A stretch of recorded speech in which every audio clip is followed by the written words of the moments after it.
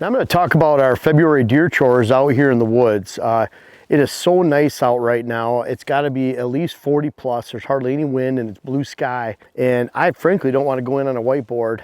And so we're shooting a lot of videos, shorts and for partners and our own videos out here in the woods. So I hope you guys don't mind that. And I also hope you don't mind, I don't have reference right now to look back and what I talked about in January we're doing, but I decided I'm just going to tell you what we're doing in February like I normally do and what we're getting done, and hopefully you can relate that to what you're doing on your own property. I'm standing in this location. We call this the bottom plot. And one of the things we're doing right now is over the weekend I had my heavy equipment operator out here, Wagner is his name. He's down here in southeast Minnesota, and he's the one that gets our dozer road. There's a road right in behind Dylan that he put in for us. We call it the new road. But these guys that are equipment operators out here in these hills are a special breed. I couldn't believe he put a road in here, and to him it's easy. And to put it on this steep angle and steep cut, it takes a lot of skill, years from experience out here in these hills. And that's a big difference. So anyways, Jared was out here, and we're looking at, and this is the first thing, is making big picture plans for the year. And if you have any heavy equipment needs, getting these people lined up ahead of time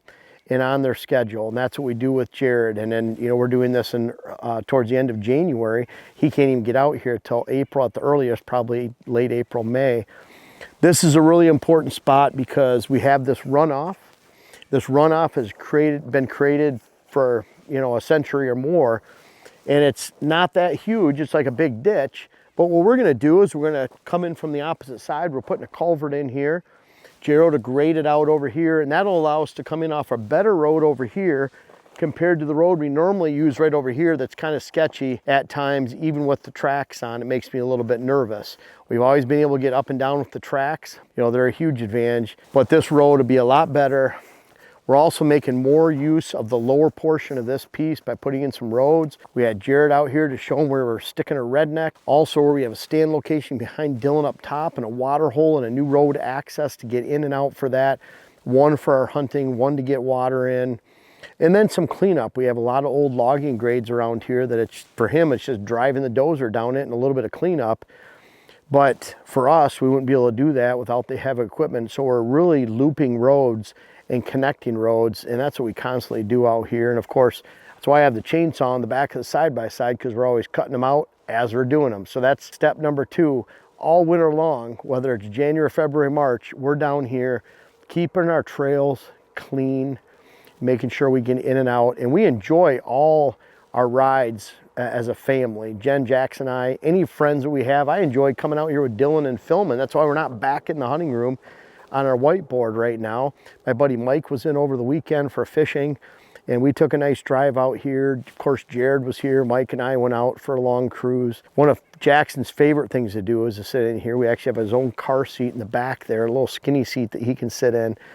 But keeping our trails clean so we can go on our rides, so we can scout, get into locations, making sure we get Jared scheduled ahead of time, discussing all of our not only road work, but all of our tree stand changes, redneck blinds, where they're going in. So Jared does a lot for us when it comes in regards to that.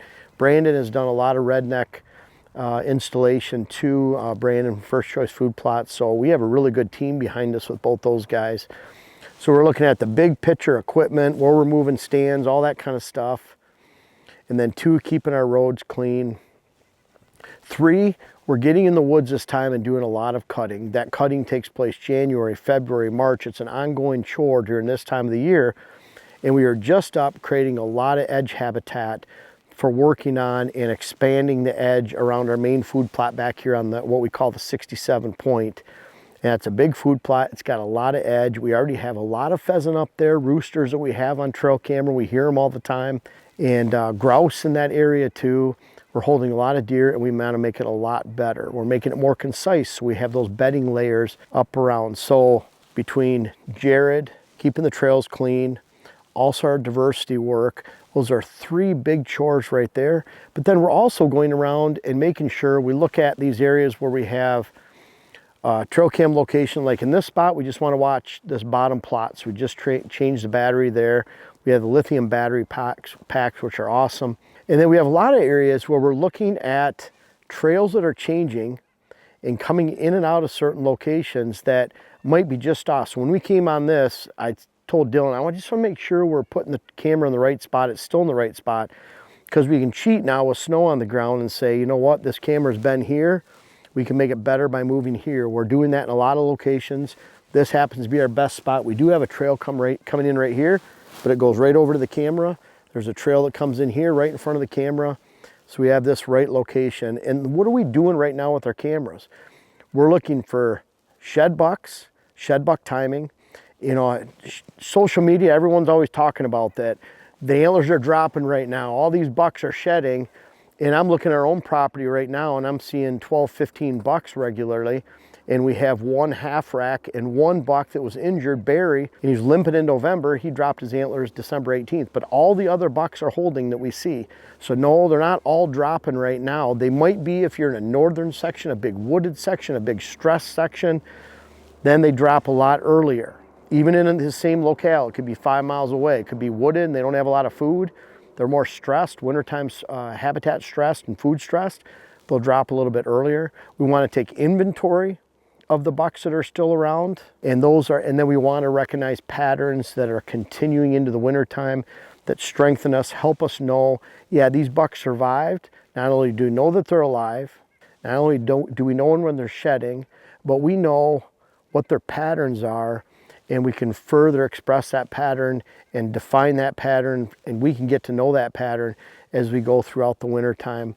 So there's 4 chores right there that we do, and then a 5th one that we're really spending a lot of time on right now is our scouting. One of the reasons we're having Jared come out is because we scouted new stand locations, new setups for blind locations, and we're making those plans right now. It's kind of like my beloved Lions, Detroit Lions. Unfortunately, they lost yesterday in a close game with San Francisco, but I know those guys on that team are looking at it like we're beginning right now. The work begins now on Monday, the day after the season, for a lot of those guys to make sure they have another successful season coming up. And it's no different with us hunters. You have to look at it like the season's over. And it doesn't matter if you're more passive and you're looking at it like, you know, I just need to look at some maps. I need to start planning. That's strategy. That's awesome. Get out in the woods. We do a lot of scouting right now because of scouting right at the end of the season. And now we're pushing out a month after the season is really important because we want to look at hunting season and fall sign versus where they all congregate later. This is a really weird winter. It was a weird fall. It's a lot warmer.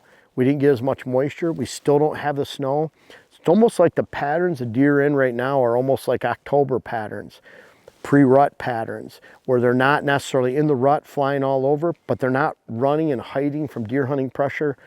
And what we see right now reflects a lot of our October patterns. And it's almost like, I think the deer, yeah, we've had a cold snap, one cold snap, but I almost think that they look at it like, yeah, business as usual. It's just an extended fall. It really hasn't hit where we have 2 feet of snow on the ground. Last year we had snow that came end of November, December, and it was there all the way to March. We never had a melt where that snow gone. It kept layering and compacting. And when it might have been we only had 50 inches of snow, but it kept compacting, layering. We had this crust that started to melt the end of March, but then we had another blast in early April. So by mid-April, things were greening up, and that was the first time we even had for good shed hunting then, and we're already thinking turkey at that time. So really odd timing. Get out there right now, look at the sign. Most of you, it's been a warm winter, warm fall, and I think a lot of the sign that you're going to be seeing in early February, barring some giant Arctic front that comes through, is going to be really reflective of your hunting season, even extending now a month past January, because January, right after the season ends, that's my favorite time to scout, and really we're getting a great extension of that. So those are 5 chores that we're actively participating in right now. A lot of the planning, we're even planning some new food plot locations within some switchgrass that'll be hidden. We're converting a food plot to switchgrass. We'll show that in the future. But all that planning right now, there's a lot of work to be done in the woods. This is my favorite chainsaw time. And just get out there and enjoy this. This is awesome. Honestly, this feels like a beautiful day in March and we're not even February yet. Hear a lot of birds chirping. The sun feels warm on the back of my neck, and we're really enjoying it outside. We have a lot of other videos to shoot today, and you can bet we're doing them all outdoors, and I hope you can get outdoors and enjoy your whitetail property and get some of these chores done in February so that you're on track for this deer season. I appreciate you guys watching the YouTube channel, but I don't know if everyone knows everything that we have to offer, whether it's on whitetailhabitatsolutions.com, our website, or WHS Wildlife Blends, our seed company. Also Instagram you can check out. I'm very active on Instagram, putting strategies on there, photos of what we do every day. Much more active there than Facebook. But our seed, web classes, books, clients, articles. I have over 600 articles on whitetailhabitatsolutions.com, everything whitetail strategy. Of course, we have hats on there, and then make sure to check us out on Instagram again. But lots of stuff to offer. We're always coming out with new things, and this isn't the end of it. We have more things coming soon. Make sure to check us out.